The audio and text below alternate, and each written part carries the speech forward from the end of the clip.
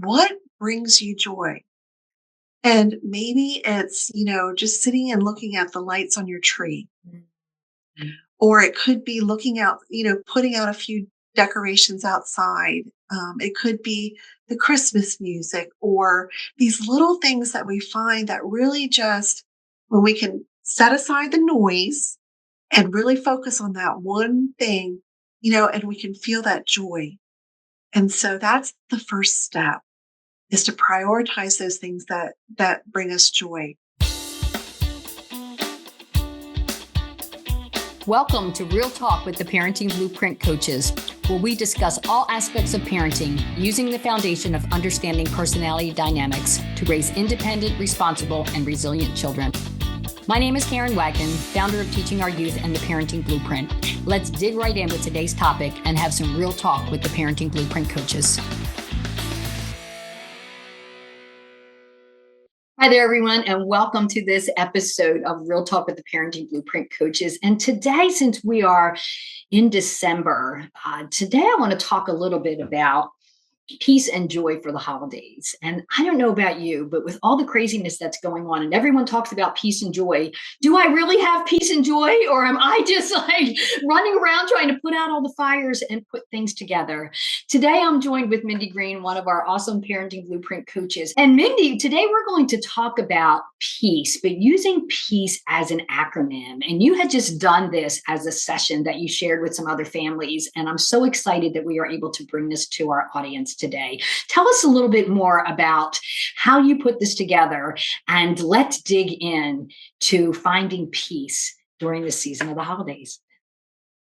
Well, Karen, I did do this because as a part of a holiday experience that I wanted the families that I work with to go through. And it was really meaningful for me to do this because you and I have talked before about, our experiences during the holidays. And I felt like a Scrooge or the Grinch, and really I would dread the holidays between Thanksgiving and Christmas. And I know that there may be a lot of families out there who are so busy doing that they're not able to experience peace or joy or calm, any of those things that we often anyway associate with the holidays, but we don't necessarily get to feel.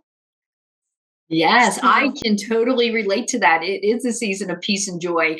But what is the peace and joy when I am going from one event to the next event? And when the kids are in school and you have this concert and that concert, and we need to bring snacks here and snacks there, and it gets so crazy. Where do we find that time for peace and really revel in the real meaning of the season? Right.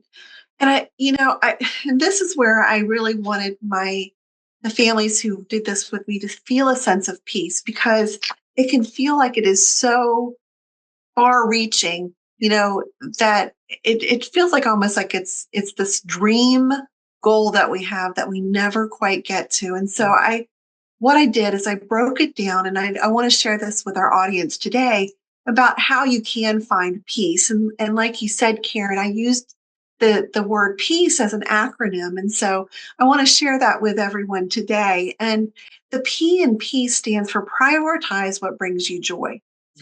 Now, Karen, maybe like me, you would oftentimes feel like everything that you had to do was a priority.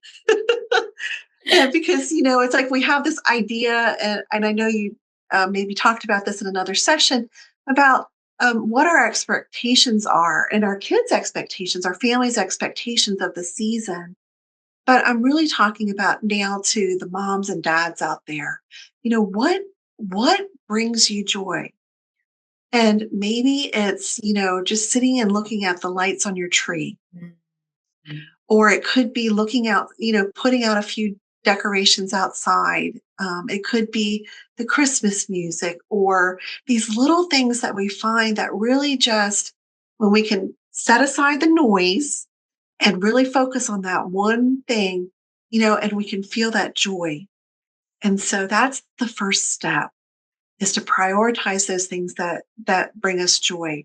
And I'm not sure what that is for you, Karen. Do you have something that brings you joy during the You know holidays? what really brings me joy is just when we're able to spend that time together. But I also find that all the things that I do leading up to that time together is not where my peace is. My Mhm. peace is when I can sit and all the children are around and we're having appetizers or listening to music, or the grandchildren, now I got the grandchildren are opening their gifts. Like I just suck that in. It's like it's imprinted in my mind. That is what brings me peace, joy, is to just be in that environment. But I do know that there are so many things that I feel obligated to do before I can even get to that place. Hmm. So, how can I let those things go, right? Like, what are the things that you're saying that are really important that are leading up to that? Yes. And so that goes into actually the E. I'm glad that you mentioned that piece of it because it is embracing the imperfection of the Mhm. season. And I know I like things to be a certain way, and I want everyone. And this is part of my personality, right? I'm all about the relationships and feeling connected, and so it's this expectation that I have that things are going to flow smoothly and everybody's going to feel really connected and enjoy our time together. And the thing of that, what it leads me to do though is I overdo. It's like I think that there has to be, all of these little boxes checked for me to be, for everyone to experience that, rather than allowing myself to look at just even the personalities of my family members. What is it that's meaningful to them? And really not overdoing it then, because then they don't enjoy it either. And then that's where we might get these attitudes from our family members because they don't want to do those things either. Right. Yes, embrace the imperfections. And inevitably, there are going to be things that go sideways, and how it affects us and the way we then continue on in the moment really makes a difference. And years ago, I would get really intense about when Mhm. things didn't go, and I would do my best to just plow through and just put it back together again. And now I don't know whether it's just older or wisdom, or I just laugh about it now. If something's going to happen, something's going to happen. We're just not quite sure what it is, and when it happens, let's just laugh about it, and just not get so intense about it, because when we laugh about it, that becomes the memory and the story we'll tell next year, right? Absolutely. And I'll just share a little story about this because I could get really intense as well during this season. And it was because I wanted everyone to have a good time. And the only one who wasn't having a good time was me. And so one year we had several people coming over for Christmas Day, and so it wasn't just the kids. And one of the things that happened was our oven stopped working right when the turkey was in it. And so we didn't realize that though, and we pulled out the turkey around the time that it was supposed to be done, and we checked we put the thermometer in, and we're like, oh, we're like, huh. And so all the other sides were done, thankfully. And I don't know how we pulled that off. But so that Christmas, we had a turkeyless meal. And it ended up being one of our favorite meals because we're not a big meat eating family anyway. So for some meat eating families, this may not seem like the greatest thing, but it's like for us, we really enjoy all the sides. All the good And stuff. so, Yeah. yeah. So anyway, that was our Christmas meal that year. And we laugh about it now because it was like, oh yeah, it was different, but it was perfect. Yep. Yeah. And that's a wonderful thing out there. Mamas who feel as though when something goes sideways that it's just not going to be, it's perfectly imperfect, and let's just go with the flow and not get so Absolutely. intense about it. Right. Yes. Right. Yes. So And what also else then is to look there? at why we are feeling intense about it. I know. So if we can take that moment, like, are we being triggered by something? Or, is this an expectation that we're sensing from other people, or is it our own? Yes. And in last week's episode, I talked about that. What is in our personality that's driving our expectations, and how we react when those expectations are not being met by us or even others around us. They are the triggers that we need to be aware of. And when Mhm. you are aware of it in advance, when it happens, you can catch it quicker. Like I catch it quicker now because I am structured and organized, and I can have my agenda, if you want to call it. And then when things go sideways, I could tend to get a little bent out of shape, that people weren't respecting my Mm. timeline or my agenda or the things that I had planned for everyone that either people don't want to do or they think it's okay to show up late and you're planning a meal. And when you're planning a meal that has a timeline on it, you can ruin some food, and that used to really frustrate me that I felt disrespected when I had a set timeline for dinner and people would show up an hour later, and then the investment that you make in that meal and it's not at its best, right? Because now it's late or I've got it on warm and it's getting dried out. I mean, it's all those things. And so I had to change that. Now we just do like buffet style and everybody brings stuff and we do small plates. And because I could not figure out how to manage that with getting everybody at the table and all the stuff on the table at time, and that was causing me stress. So I had to let that go. And let's Mhm. just find another way as our family grows that's more flexible, that things can be prepared in advance and we can just have small plates and everybody can walk around and have appetizers. And maybe we will have a time where the big food comes out, but I just had to do it in a different way because that was triggering me. Mm. That was a really good way to adapt to that, and I think that that's probably a big stressor for many Yeah. families, and even if we're not hosting a meal and we're going somewhere else, we that gives us a good insight to maybe how that host or hostess is feeling as well, right? Yeah. Because you have the people who are early, who are on time, and then you have your ish people who think it's whenever they come, Yes. and then it's like, so do I eat without them because you're ruining my meal, right? This is where I would be coming from. And then I'm like, stop doing it, Karen. You do this, you've been doing this for years and it's not working. So I had to modify my expectations and just change it up a little bit. And it works out better. Mhm. It's working out better. Yep. Yeah. Well, and that really leads in well to our A, which is allocate time for yourself and your loved ones. And so, this is around really thinking about activities or moments that don't have to be filled with something that's related to the holidays.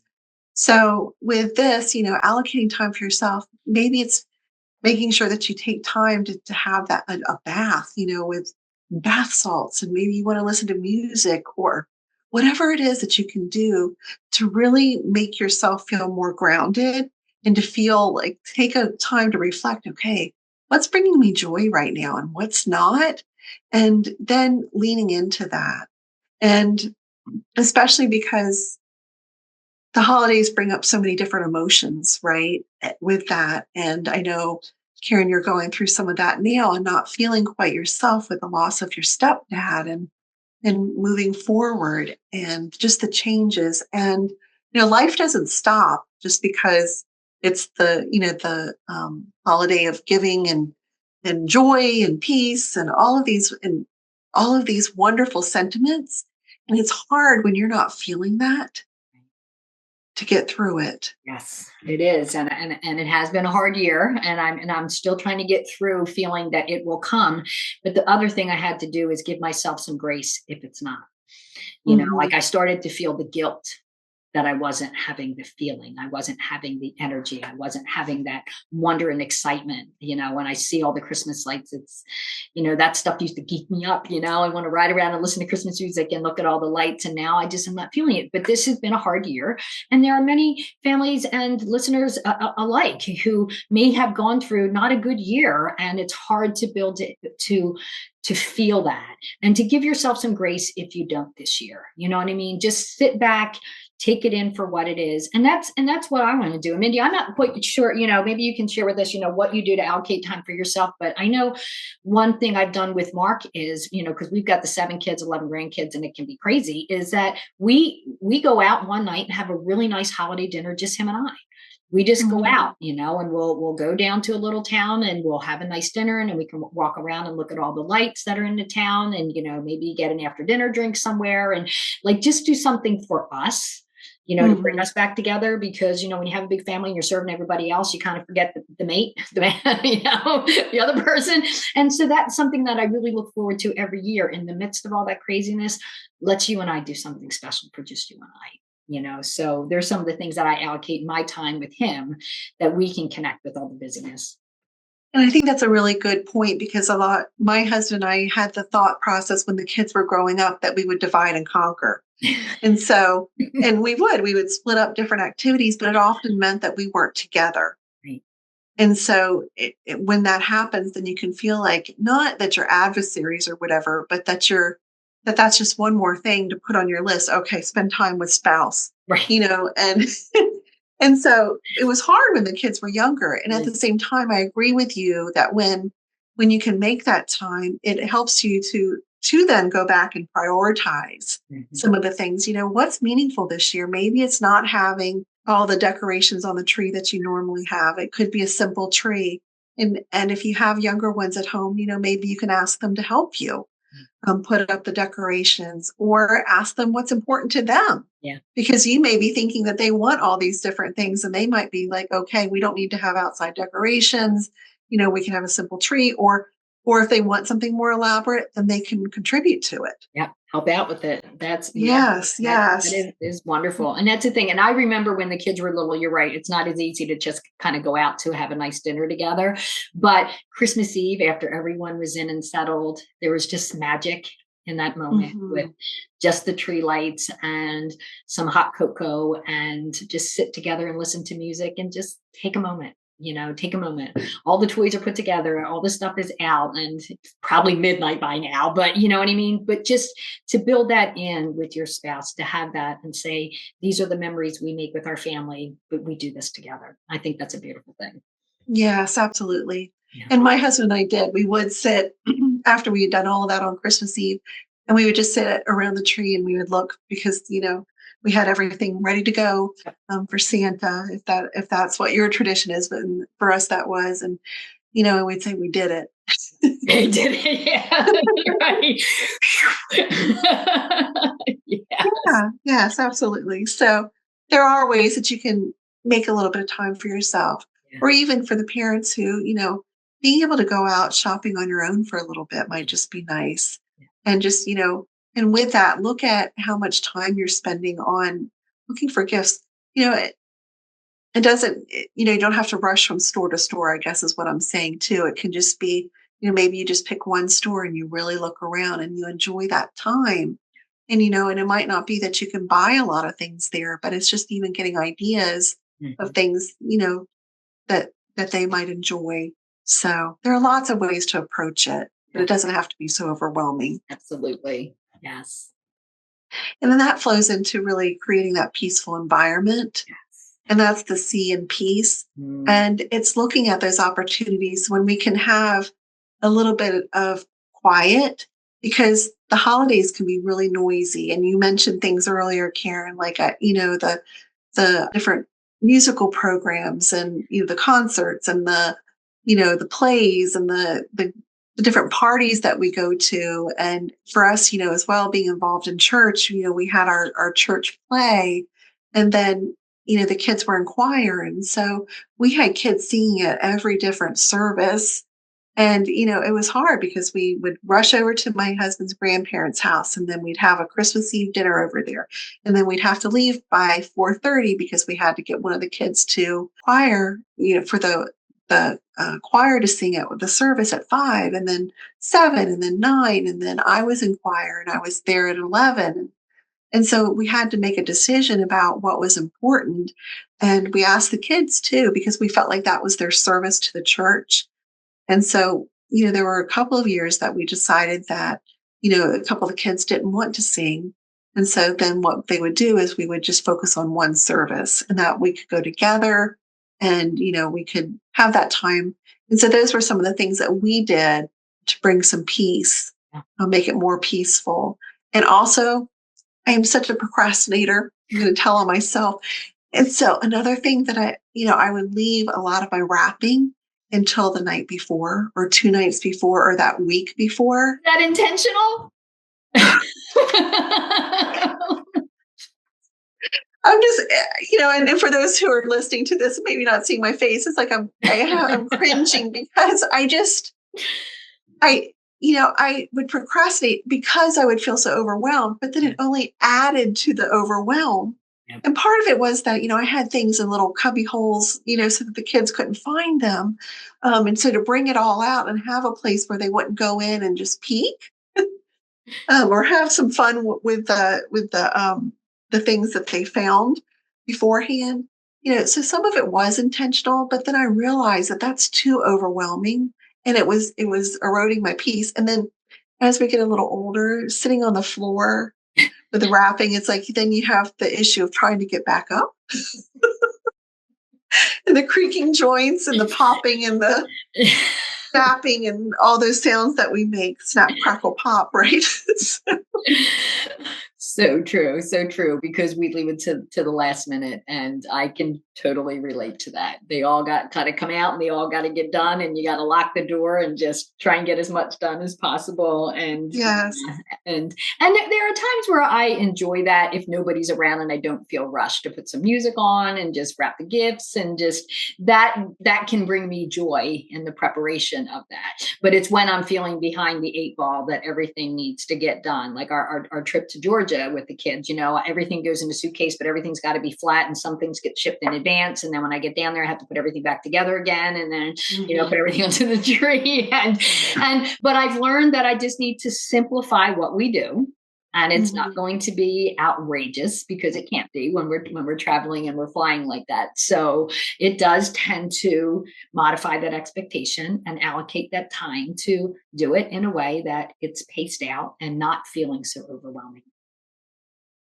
Absolutely. And I think that that's a gift that we end up giving ourselves, Yep. being able to pace things for ourselves. And that's where, having some time for yourself. And you like you said, it can be that we really do enjoy wrapping gifts. And then also, when I was able to incorporate having the kids help me, Mhm. that made a huge difference too, so that it wasn't so much on me. And so for the parents of little ones, hang in there, because that might be something that you'll be able to do in the future. Right now, it's all on you. But even if you have another family member, a cousin, or a sibling, or someone in your family who might be able to help you, it's okay to ask for help. So, Absolutely, absolutely. and Round then this the out. rest. What was our last one here? We did create the peaceful environment. And what was our last So word? our last one, that E, is expressing gratitude. Mm. And this is really looking at, the opportunity that we do have to spend together, that we are able to have some meaningful time together, that we can have the food that we want, whatever it is. Maybe we're excited about a gift that we're giving, because it has special meaning, and really focusing on the love that we're doing whatever it is with. And sometimes we think, especially when our kids are young, or even then as teenagers, like their list can be long, and they don't always have an understanding of how expensive that is. And to Absolutely. recognize that, when we look at love over materialism, then we can really cut back on the guilt that we can feel that we can't give our kids everything that's on their Christmas list. I've been a big one on experiences, and probably because quality time is my love language, but I've been a big one on let's do something together. So one year, and this was many years ago, we did get tickets to go see Wicked. I know the movie just came out, but I mean, it was years ago, and that was a gift to everyone, was a ticket, and we all went together. It was in January, so it was after the holidays, but we all went to lunch, then we all went to the show. And that was, rather than one more thing that they will forget about, Mhm. we had an experience of what we did. And the other thing that was really meaningful, and this takes me back to my relationship with my stepdad, is I wrote him a letter. If I can get Mhm. through this, Yes. just how much I appreciated him caring for my mom. She's 7 years older than him, and I live in another state, and I'm not always there. But I said, I know what you do, and I really appreciate all that you do to serve her and serve us. And I know that she's safe, and I know that she's cared for because she's with you. He never had biological children. He married into the three of us crazy girls, and my mom, bless his heart. But that letter, my mom said, meant so much to him, because sometimes we just take those things for granted. And I Mhm. just wanted him to know, because what do you buy someone who at that age gets whatever they want? Your parents, what do you do? But to take a moment and express your gratitude and love and appreciation in a written word that they will be able to keep and have. When everything just gets so crazy, we just take it all for granted. And then a few years later, he's not there to take care of her anymore, and Right.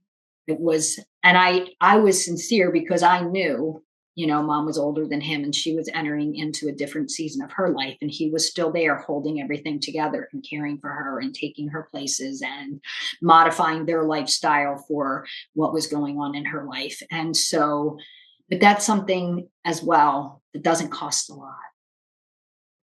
Right. And And even though our parents are perfectly imperfect, mhm. can we find the things that we remember or appreciate and love about them and give them that gift of I gratitude love and that. appreciation? Yes. Yeah. And when you said that, it just sparked a thought that I had, a memory that my dad had done that for my sister and I when we were in college, and we were coming home for Christmas and for to stay over winter break, and that was one of the things that he did for us is he wrote us a letter, and we found it, on the Christmas tree Mhm. on Christmas morning, and I still have that. My sister has hers, and he just was sharing all the things that he appreciated about us. And I was really touched by that, and I had forgotten about that until you mentioned that. Yes. Yeah. Now it's got me thinking I want to write some letters this year too.